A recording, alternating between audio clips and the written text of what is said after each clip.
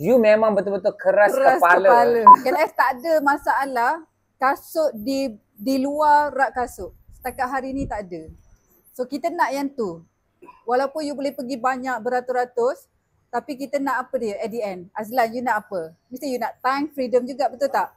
Kan? You nak pergi ke professional kan? You nak jadi boss yang tak perlu dah nak fikir masalah. Betul tak?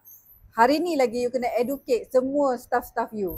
Bukan bila you jadi besar baru you nak educate. Susah. From the day one you kena educate. Staff yang masuk, itulah you punya rules dia. So that you memang tak payah buat apa. Bayangkan tiba-tiba kena masuk hospital 4 hari kan? Itulah. Kan? Itulah.